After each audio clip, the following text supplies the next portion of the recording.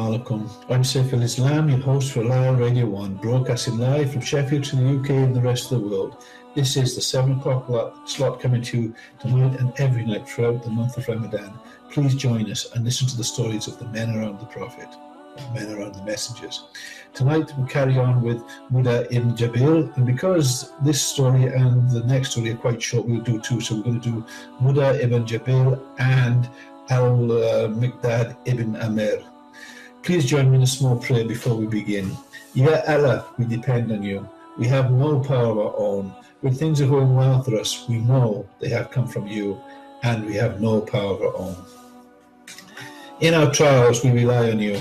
In our temptation, we trust in you. Our success is in your hands, and so is our lives. We have no power of our own. Ya Jabir, Ya Kareem, we cannot do without you. Save us from all evil and guide us going out and coming in, now and forevermore. Ameen.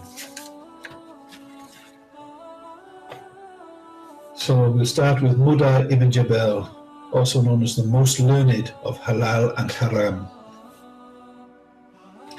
Among the 70-man delegation of Ansar who took the oath of allegiance to the Prophet in the second allegiance of Aqaba sat a young man with a bright face, graceful eyes, and a radiant smile when he was silent. When he was silent, he attracted attention, and with it, his profound peacefulness and devoutness. On the other hand, when he talked, he held his people spellbound. This young man was Muda ibn Jabal, may Allah be pleased with him. He belonged to the Ansar, and he was among the foremost believers who gave the second oath of allegiance to the Prophet. Naturally, a man of such precedence, faith, and certainty would not miss for the world a battle or expedition. His uppermost quality was his knowledge of fiqh, the practical aspect of Muhammad's message. He reached the apex in knowledge and fiqh to the extent that made the Prophet, peace be upon him, say, "The most learned man of my nation in halal and haram is Muda ibn Jabal." He resembled Umar ibn Khattab in his enlightenment, courage and intelligence. When the Prophet sent him to Yemen, he asked him, "How will you give a judgment or settle a dispute?" Muda answered, "I will refer to the Quran." The Prophet then said, "What will you do if you do not find the decree you are looking for in the Quran?" Muda answered, "I will refer to the Prophet's Sunnah." The Prophet asked, "What will you do if you do not find a decree in the Sunnah?" Muda readily answered, "I will be judge between mankind by resorting to juristic reasoning, itijad, to the best of my power." Now Muda's staunch commitment to Allah's book and the Prophet's Sunnah does not mean that he closed his mind to the countless and endless hidden or equivocal facts that await someone to unravel and adjudicate. Perhaps both Muda's ability in juristic reasoning and the courageous usage of his intelligence enabled him to master the fiqh, excelling all other scholars. The Prophet justifiably described Muda as the most learned man of my nation in halal and haram. History portrays him as a man of remarkable enlightened, resolute and decisive mind. For instance, as Ala ibn Abdallah narrated that one day he entered the mosque with the companions of the Prophet, peace be upon him, at the dawn of Umar's caliphate. Then he sat among more than 30 men. Let us hear him narrate the story. "I sat with a group of more than 30 men. They were recalling a hadith of the Prophet, peace be upon him. In this ring sat a dark, swarthy young man who had a sweet voice and a radiant face. Whenever they disputed about a hidden or ambiguous meaning in the hadith, they at once sought his legal instruction or judgment. He seldom, if ever, spoke unless he was asked. When the meeting was over, I approached him and asked him, 'Who are you, O Allah's slave?' He answered, 'I am Muda ibn Jabal,' so I instantly felt close to him."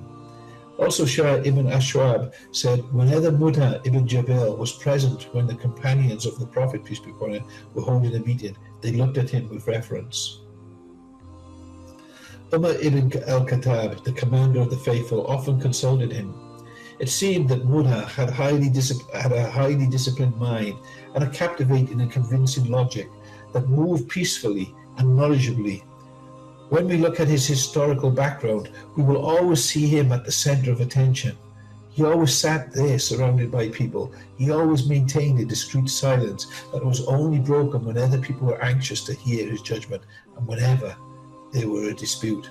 When he spoke, he looked, as one of his contemporaries described, as if light and pearls were emanated from his mouth. Rather than speech, he reached his high rank in knowledge and reverence when the Prophet, peace be upon him, was alive and maintained it after his death. Notwithstanding his youth, for Muda died during Umar's caliphate at the age of 33 years. Muda was a generous, magnanimous, well-mannered and good-natured.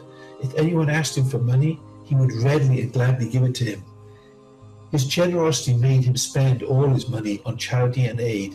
When the Prophet, peace be upon him, died, Muda was still in Yemen, where the Prophet, peace be upon him, had sent him with the task of teaching Muslims their religion and fiqh. When Muda returned from Yemen during Abu Bakr's caliphate, Umar ibn al-Khattab was informed that Muda became wealthy, and he suggested to Abu Bakr that the community should have half of Muda's wealth. Umar did not waste much time as he rushed to Muda's house and told him about what he and Abu Bakr had agreed on. Muda was an honest and trustworthy man. The fact that he had made a fortune did not make him vulnerable to suspicion or sin. Therefore, he turned down Umar's suggestion and refuted his viewpoint. Finally, Umar left him. The next day, Muda hurried towards Umar's house, and no sooner had he laid eyes on him than he hugged him. His tears flowed as he said, "Last night I saw in a dream that I was crossing deep water. I nearly drowned were it not for you." Afterwards, they both went to Abu Bakr's presence, where Muda asked him to take half his money, but Abu Bakr said, "No, I will take nothing from you." Umar glanced at Muda and said, "Now it is halal and blessed." First, the pious Abu Bakr would not take from Muda 1 penny unless he was absolutely positive that he had earned it in a lawful halal way. Second, Umar was not trying to accuse or cast suspicion on Muda in the final analysis. This utmost is the era of ideals, which was filled with people who were in perpetual competition to climb their way up to the apex of perfection, allowed to human beings. Thus, some of them soared up to the sky with their good deeds, some were foremost, and the rest followed a middle course, yet all of them were travellers or caravan witness. After a while, Muda emigrated to Syria, where he lived among its people and expatriates as a teacher and a scholar of fiqh. When Abu Ubaidah, the governor of Syria and the close friend of Muda, died, the commander of the faithful, Umar ibn al-Khattab, assigned Muda to take his place as a ruler. Only a few months had elapsed after his taking over when he died, humble and repentant to Allah. Umar, may Allah be pleased with him, used to say, "If I were to grant Muda ibn Jabal's succession and Allah asked me, 'Why did you make him your successor?' I would readily answer, 'I heard your Prophet, peace be upon him, say that when those who have knowledge stand before Almighty Allah, Muda will be among them.'" The succession that Umar meant here was not merely over a country or a governorship, but over all the Muslim lands. When Umar was asked before his death, "If you choose your successor now, we will give him our allegiance," he answered, "If Muda ibn Jabal were alive, I made him my successor to the caliphate. Then he died and met Allah, who asked me, 'Whom did you assign to the Muhammad's nation?' I would answer, 'I assigned Muda ibn Jabal to rule,' after I heard the Prophet, peace be upon him, say, 'Muda ibn Jabal is the Iman of those who have knowledge of the judgment day.'" The Prophet, peace be upon him, said one day, "O Muda, by Allah, I love you dearly, so do not forget to recite after every prayer, 'Allah help me in remembering you, in offering thanks to you, and in worshipping you properly.'" Indeed, the Prophet, peace be upon him, supplicated Allah to help him to remember him. The Prophet, peace be upon him, persevered in stressing this great fact that tells people that authority belongs to Allah. He has the power over all, and there is no power or any might except with his permission, for he is most high and most great. Definitely Muda had learned and fully grasped this fact. He did his utmost to cherish and apply his fundamental basis in his life from that moment onwards. One day the Prophet, peace be upon him, ran into him So he asked him, "How are you this morning, Muda?" He answered, "This morning I woke up as a true believer." The Prophet, peace be upon him, said, "Every truth has its manifestations. So what are the manifestations of your belief?" Muda readily answered, "I have never woken up without believing that I might die before nightfall. I have never slept without believing that I might die before the morning. And I have never taken a step without believing that I might die before taking the next. It always seems to me that I can see each nation humbled to its knees and each nation called to its records of deeds. It always seems to me that I can see the dwellers of paradise, wherein are delights everlasting, and the dwellers of hell, wherein they are in disgrace and torment." The Prophet, peace be upon him, commented, "Now you know, so stick to the truth as long as you live." Indeed, Muda had submitted himself and his destiny to Allah, for Allah was all that mattered to him. It was just that Ibn Masud described him as an ummah, a leader, having all the good and righteous qualities, obedient to Allah, and Hanifan, the straight path, and who worshipped none but Allah. We used to liken him to Ibrahim, peace be upon him. Muda had advocated knowledge and the remembrance of Allah. Moreover, he invited mankind to seek the useful and true knowledge, saying, "I warn you against the deviation of wise men. You will know the truth when you see it, for it has a distinctive light." He believed that worship was an end and a means to reach justice. One day a Muslim asked him, "Teach me, Muda. Teach me." Muda asked him, "Will you obey me if I teach you?" The man answered, "I will not obey you in anything." He said, "Then fast, then break your fast. Pray during the night, but you must get some sleep. Earn what is halal and what is rightfully yours, and do not earn sin. Die as a true Muslim. Finally, I warn you against your supplication of those who have been wronged or oppressed." He believed that education meant knowledge and practice. Therefore, he said, "Learn whatever you like to learn, yet Allah will not make your learning worthwhile unless you practice what you have learned." He believed that belief and remembrance of Allah meant the perpetual calling to mind of his greatness and the perpetual calling of oneself to account for deeds before Allah does so. Al-Aswad ibn Hilal reported, "As we were walking with Muda one day, he said, 'Let us sit down for a while to meditate on Allah.' Perhaps the reason behind his discreet silence was his unremitting meditation and contemplation. Likewise, his once telling the Prophet, peace be upon him, that he never took a step without believing that he might die before taking the next was due to his engrossment in the remembrance of Allah and in calling himself to account for his deeds. At the end, death summoned Muda. It was time to meet Allah. When the stupor of death creeps upon someone, his subconscious takes the reins and spurs the tongue. It is able to disclose the reality of all mankind in a concise words and summarize his life story. In those blessed moments, Muda faintly uttered great words that revealed a great believer, for he gazed up into the sky and humbly supplicated Allah, the most merciful, saying, "Allah, I used to fear you, but now I implore you. Allah, you know that I did not devote my whole life to travel in the lands or to earn money or property, but rather concentrated it to knowledge, faith and obedience, notwithstanding intense heat or hardship."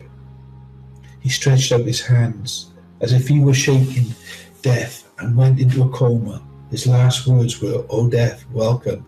You are long awaited and beloved." At last, Muda ascended to Allah's paradise. MashaAllah. May Allah help us in this and be more like this. Let's move on now to the next Sahaba, Al-Muqdad ibn Amr, the first Muslim cavalryman. His companions said about him, the first cavalryman to strive in the way of Allah was Al-Muqdad ibn al-Aswad, our hero. Al-Muqdad ibn Amr was one and the same person.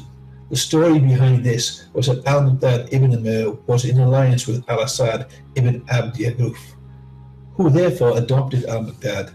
Thus he was called al-Miqdad ibn al-Aswad, until the glorious verse which abrogated adoption descended, and he restored his father's name. Amir ibn Said al-Miqdad was one of the foremost Muslims and the seventh of the 7 men who announced their Islam openly and in public. Therefore, he had his share of the Quraysh abuse and atrocities. He tolerated them with the courageousness and satisfaction of a devoted disciple.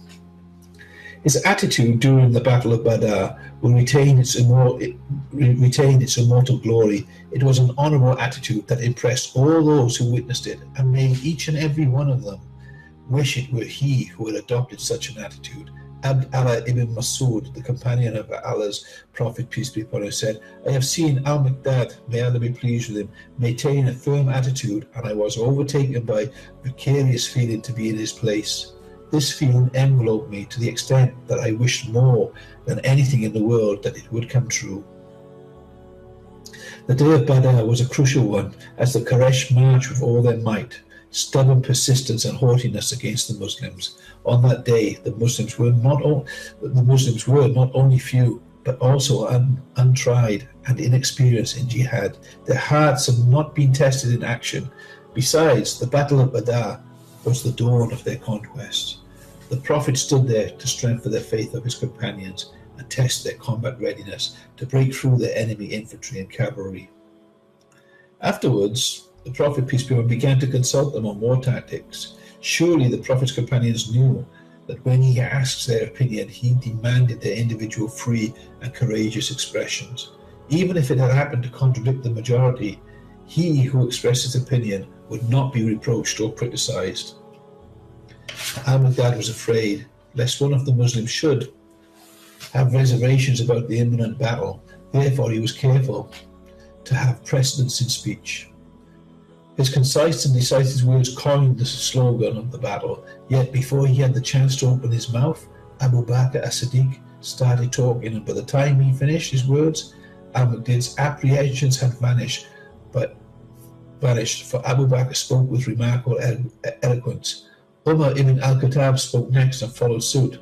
Finally, Al-Miqdad stepped forward and said, O Prophet of Allah, go ahead with what Allah has inspired you to do. We will stand by you. By Allah, we will never say as the children of Israel said, so go you and your Lord and fight. We are sitting right here instead. We will say, go you and your Lord, and we will fight with you. By Allah, who has sent you with the truth. If you take us to the end of the world, we will tolerate all hardships until we reach it with you. We will fight on your left, your right, in front of you and behind you, until Allah bestows victory on you. His decisive words were like bullets that made the righteous believers with them fired with an enthusiasm. The Prophet's face brightened as he uttered a pious supplication for Al-Miqdad, whose words were so strong and decisive that they drew the pattern that would be followed by anyone who spoke afterwards. Indeed, Al-Miqdad's words left an impact on the hearts of the believers. Consequently, Sa'id ibn Mu'adh, a leader of the Ansar, rose and said, O Prophet of Allah, we have believed in you and witnessed that what has descended on you is the truth. We gave you our allegiance, so go ahead with what you intend to do, and we will stand by you. By Allah, who has sent you with the truth, if you attempt to cross the sea, we will cross it hand in hand with you. None of us will lag behind or turn his back on you.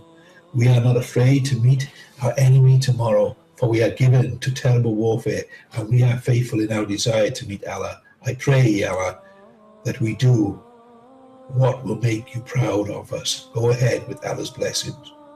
The Prophet, peace be upon him, was extremely sanguine on hearing this and said to his companions, march forward and be cheerful and confident. After a while, the two armies met in fierce combat. The Muslim cavalry on that day were only 3, Al-Miqdad ibn Amir, Mathid ibn Abd Mathid, and Az-Zubair ibn Aram. The rest of the Mujahideen were infantry or riding on camels. Al-Miqdad's previous words not only proved his valor, but also his preponderant wisdom and profound thought. Al-Miqdad Al-Baghdad was a wise and intelligent man.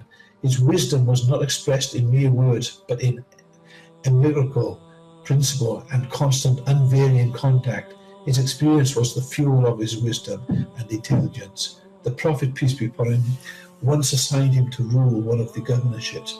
And when he returned, the Prophet, peace be upon him, asked him, "How does it feel to be a governor?" He answered with admirable honesty, "It made me feel as if I were in a silver tower above the rest of the people. By Allah, who has sent you with the truth, from now on I will never expose myself to the temptation of governing." If that was not wisdom, then what else is? If that was not a wise man, then who else is? This was an honest and straightforward man who was able to detect, unveil, and admit his innermost weakness. His position as a governor made him vulnerable to haughtiness and vain glory. He detected this weakness in himself at once and took a solemn oath to avoid any position or rank that might jeopardize his piety and righteousness. He kept his oath and renounced an influential or controversial situation for the rest of his life. He cherished and treasured the hadith of the Prophet, peace be upon him. He who avoids fitna, trials, afflictions, and error is indeed a happy man. He realized that because his governorship awakened latent pride and haughtiness in him and exposed him to fitna, it was better to avoid any position that might arouse this weakness. His wisdom was manifest in his deliberateness and perseverance in his judgment of men. This was also a trait that Allah's Prophet, peace be upon him, instilled in him, for he taught Muslims that the hearts of the children of Adam are incredibly capricious. Al-Baghdad was always for delaying his final judgment of a man to the moment of death, so as to be absolutely positive that the man concerned would not alter. For death means finality. His wisdom was most conspicuous in the dialogue that was narrated by one of his companions. One day we sat with Al-Baghdad, and a man passed by and addressed Al-Baghdad, saying, "All kinds of happiness are for these eyes which have seen Allah's Prophet, peace be upon him. By Allah, we wish that we saw what you have seen and witnessed what you have witnessed." Al-Baghdad approached him and said, "Why should you wish to witness a scene that Allah did not wish him to see? He does not know what it would have been like if he had witnessed it, or which part he would have been among if he went back in time. By Allah, Allah's Prophet, peace be upon him, saw people who were thrown into the hell. So you should thank Allah that you were spared such a trial and were honored by firm belief in Allah and his Prophet, peace be upon him." Undoubtedly, it is remarkable wisdom. You hardly ever meet a believer who loves Allah and the Prophet, peace be upon him, and does not wish to see and live within the Prophet's sight. Yet the insight of the wise and the skillful Baghdad unveiled the missing dimension of this wish. For it is not possible that, if this man had lived during those times, he might have ended up among the dwellers of hell. Is it not possible that he might have sided with the disbelievers? Again, is it not far much better to him to thank Allah, who destined him to live at a time when Islam is deeply rooted and fully fledged, awaiting him to quench his thirst from his inexhaustible pure spring? Al-Baghdad's viewpoints were subtly wise and intelligent. He always emerged as the wise and clever man in all his actions, deeds, and words. Al-Baghdad's love for Islam was not only great, but also reasonable and wise. A man who has such great and wise love inside him must be raised to a high station, for he does not find pleasure in his love per se, but rather in his responsibilities and obligations. Al-Baghdad definitely was this type of man. His love for the Prophet filled his heart and deepened his feelings of responsibility towards the Prophet's safety. No sooner was a call of the expedition announced than he darted towards the Prophet's house on horseback, armed with his sharp sword. His love for Islam filled his heart with responsibility for its protections, not only for the plots of its enemies, but also for the errors of its allies. One day, his army unit went on an expedition, but the enemy troops were able to besiege them. Therefore, the commander gave an order to his soldiers not to graze the camels. One of the Muslim soldiers did not hear his order and in consequence disobeyed it. The commander punished him severely, more than he actually deserved. In fact, he did not deserve to be punished at all. Al-Muqad passed by this man and found him in tears, so he asked him what was the matter,